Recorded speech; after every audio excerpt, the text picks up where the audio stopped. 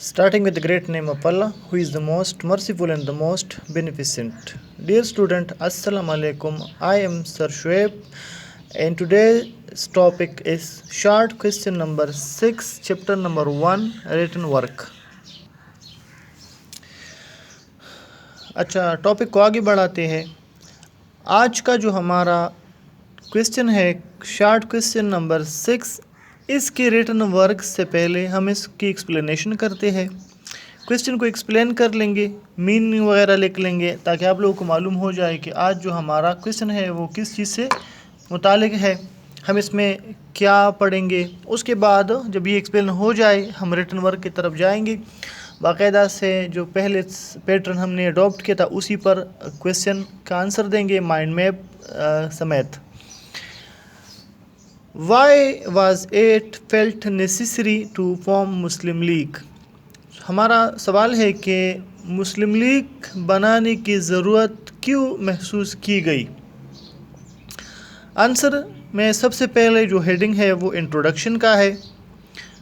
The All Indian National Congress was formed by A.O. Hume, और A.O. Hume full name है Elon Octavian Hume. All India national Congress को A.O. Hume ने बनाया था. Who was retired British officer, जो एक retired अंग्रेज़ अफसर थे, और बनाया कब था, इन 1885, इस साल में बनाया था.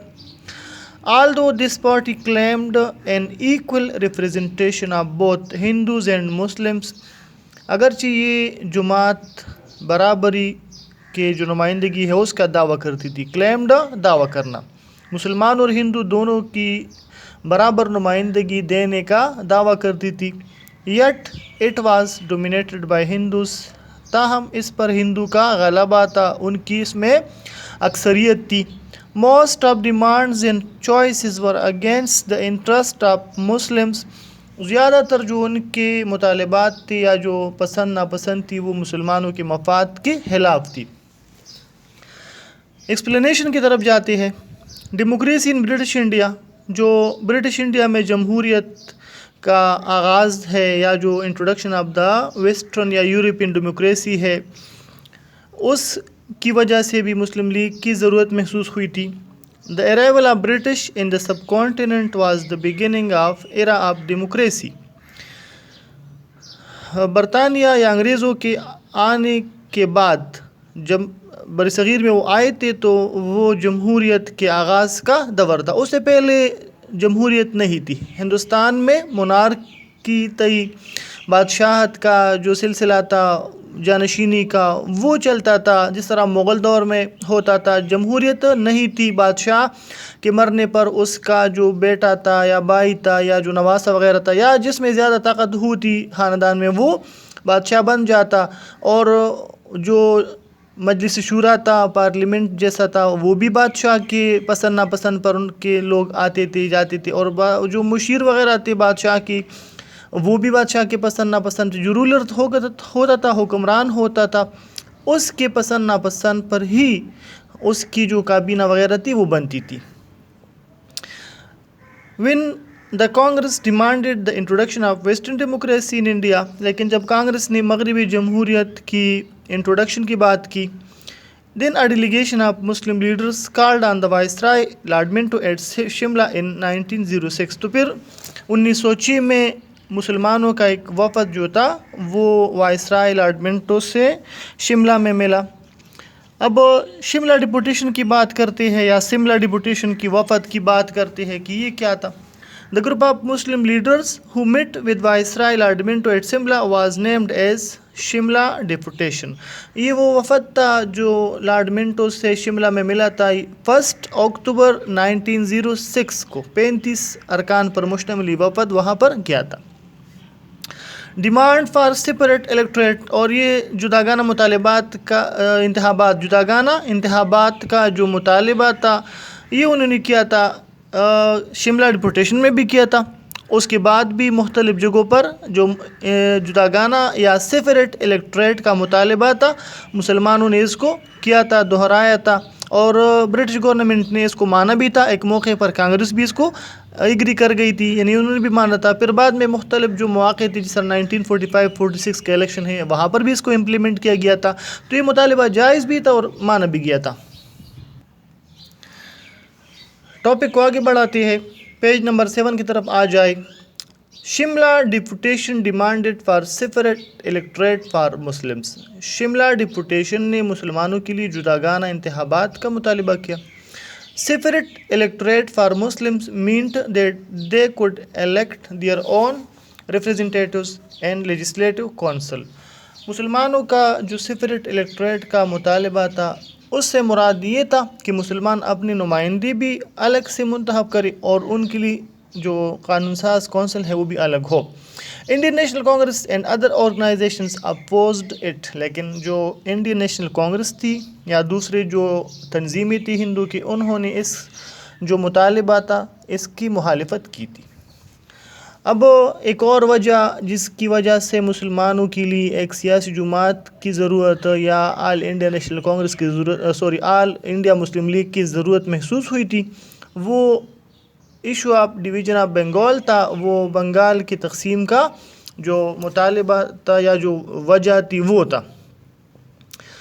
Bengal was a bigger province having 2 parts. Bengal یہ برٹش انڈیا کا سب سے بڑا صوبہ تھا جس کے 2 حصے تھے, ایسٹ اینڈ ویسٹ بنگال. ایک مشرقی بنگال کا حصہ تھا اور ایک مغربی بنگال کا حصہ تھا. مشرقی بنگال میں مسلمانوں کی اکثریت تھی, مغرب میں ہندو کی اکثریت تھی, جس کے ساتھ ساتھ جتنے سارے کارخانے تھے, تعلیمی ادارے تھے, یونیورسٹیاں تھی یا ہائی کورٹ تھا, اخبارات کے جو دفاتر تھے وہ سارے مغربی بنگال میں تھے. زراعت وغیرہ وہ مشرقی بنگال میں تھی, یعنی یہاں پر کسانی زیادہ تھی. جو خام مال تھا وہ یہاں پر پیدا ہوتا تھا اور اس کو پروڈکشن کے لیے پھر یا اشیاء بنانے کے لیے پھر ویسٹ بنگال بھیجا جاتا تھا. The British government could not control its administrative issues bitterly. اور برطانیہ کا خیال تھا کہ ایک گورنر کے لیے اس صوبے کو چلانا یہ مشکل ہے, یعنی صوبہ بڑا ہے, انتظام چلانا ایک گورنر کے بس کی بات نہیں ہے. That is why she decided to divide it into East and West Bengal in 1905. اور انہوں نے جون 1905 میں جو لارڈ کرزن تھے اس وقت کے جو گورنر جنرل تھے یا وائسرائے تھے, اس نے فیصلہ کیا کہ اس کو 2 حصوں میں تقسیم کیا جائے. اس تقسیم سے مسلمان تھوڑے خوش تھے اور ہندو اس کے بے حد مخالف تھے. انہوں نے سخت جو ریئیکشن تھا, اپنا جو رد عمل تھا وہ دکھایا تھا. Hindus opposed the division of Bengal because it resulted in Muslim majority province of East Bengal including Assam. ہندو نے اس تقسیم کی مخالفت کی کیونکہ اس سے جو مسلم میجورٹی ایک صوبہ جو تھا مسلم اکثریت والا وہ ایسٹ بنگال کا یا مشرقی بنگال کا وہ وجود میں آیا تھا, جس میں آسام اور ڈھاکہ وغیرہ کے علاقے شامل تھی. دا کنسیکوینس نتیجہ کیا نکلا, رزلٹ کیا نکلا, کیا بنا. There were the reason which compelled Muslim to make their own political party. تو یہ وجوہات تھی, یعنی بنگال کی تقسیم کا مطالبہ, مغربی جمہوریت کی انٹروڈکشن کا جو واقعہ ہے وہ, یا جو شملہ ڈپوٹیشن کی بات تھی, یا جو سیپریٹ الیکٹوریٹ کا جو ڈیمانڈ تھا, مطالبہ تھا, ان سارے باتوں نے مسلمانوں کو اس بات پر مجبور کیا سوچنے پر کہ وہ اپنے لیے الگ سیاسی جماعت بنائے. Resultantly, Muslim leaders organized their efforts and Muslim League was formed in 1906 at Dhaka. اور نتیجتاً مسلمان جو رہنما تھے انہوں نے اپنی جو کوشش تھی اس کو منظم کیا اور 1906 میں ڈھاکہ میں جو محمدن ایجوکیشنل کانفرنس کا 20واں سالانہ اجلاس تھا, اس کے موقع پر سر سلیم اللہ خان کی رہائش گاہ پر جو اجلاس ہو رہی تھی, اس اجلاس کے دوران سر سلیم اللہ خان نے تجویز دی کہ کیوں نہ اپنے لیے ایک سیاسی جماعت بنائی جائے, اور وہاں سے مسلم لیگ جو تھی اس کی قیام شروع ہوئی. اب خلاصہ کیا ہے اس ٹاپک کا, کنکلوژن یہ ہے, Muslim struggled here after for the protection of their own rights and interest. یہاں سے یا اس کے بعد مسلمانوں نے اپنی جو حقوق تھی اور مفادات تھی اس کی تحفظ کی کوشش شروع کی. Muslim leaders at a time thought of Hindu Muslim unity. اگرچہ ایک وقت ایسا بھی تھا کہ مسلمان رہنماؤں نے ہندو مسلم اتحاد کے بارے میں سوچا تھا. But the attitude of Congress disappointed them. لیکن کانگریس کے رویے نے ان کو مایوس کیا. And compelled to form their own political platform. اور اس بات پر ان کو مجبور کیا کہ اپنا سیاسی جو جماعت ہے وہ بنائے. That is why they demanded for their own separate homeland with the name of Pakistan. اور پھر اس کے بعد انہوں نے پاکستان کے نام سے اپنی جدا وطن کا مطالبہ بھی کیا. یہ وجوہات تھی جن میں یہ ضرورت محسوس ہوئی کہ مسلم لیگ یا مسلمانوں کے لیے الگ سی جو سیاسی جماعت ہے وہ بنائی جائے. اب اس سوال کی ریٹن ورک کی طرف آتی ہے، سٹارٹ لیتے ہیں. جس طرح ہم نے پہلے طریقہ کار کے مطابق سوالات لکھے تھے، ابھی اسی پر جا کے یہ 6 نمبر کوسچن بھی اپنے نوٹ بک میں لکھ لیں گے. آپ کو چاہیے ایک بلیو مارکر، ایک بلیک مارکر، ایک پن اور ایک پینسل. یہ چیزیں ہیں، ان پہ آپ ریٹن ورک کریں گے. میں طریقہ سمجھاؤں گا، آپ لوگ لکھ لو گے. First of all ready the page, serial number لکھ لیں. نیو پیج ریڈی کر لیں، serial number, class work, Pakistan studies اور ڈیٹ لے کے. صحیح ہے، ڈیٹ لکھ لیں 21/4/2020. Question number 6، why was it felt necessary to form Muslim League. یہ ضرورت کیوں محسوس ہوئی کہ مسلم لیگ بنائی جائے، یا مسلم لیگ کی بنانے کی ضرورت کیوں محسوس ہوئی. پھر ایک لائن چھوڑ دیجیے، آنسر کی جو ہیڈنگ ہے وہ دے دے.